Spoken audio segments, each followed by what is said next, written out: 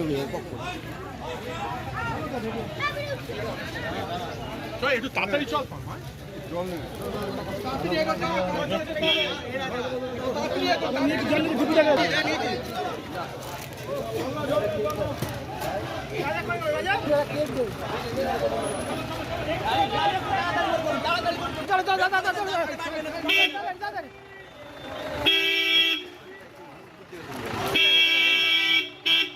দিদি, ভদ্রেশ্বরে আজকে প্রচার কিরকম সাড়া পাচ্ছেন?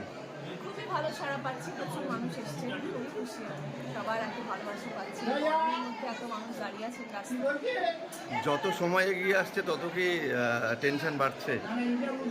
খুব টেনশন কিন্তু আমার নেই, কারণ আমি আসলে রাজনীতিতে এসেছি, অনেক কিছু ভেবেচিন্তে তো আসিনি, অত ক্যালকুলেশন করে আসিনি, অত রাজনৈতিক বক্তৃতা দিতেও আসিনি। আমি মন থেকে এসেছি এবং মন থেকে মানুষের পাশে দাঁড়াবো বলে এসেছি।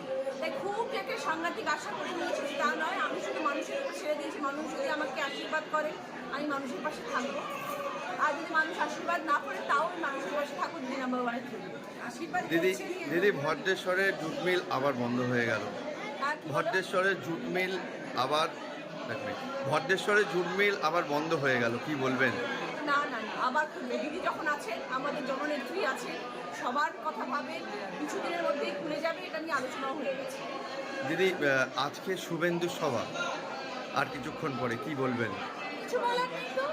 দেখুন, এটা লোকসভার প্রচার হচ্ছে, সবাই আসতে পারে, সবার জন্য অবারিত দ্বার, যার যার যখন ফ্রিডম অফ স্পিচ, যেটা কথা বলতে চায় বলতে পারে, যার যেখানে সভা করার ইচ্ছে সে আসবে, যার যেরকম প্রচার করার তারা প্রচার করবে, মানুষ বিচার করবেন কার পাশে থাকবে। ভদ্রেশ্বরবাসীর জন্য কি বার্তা থাকবে?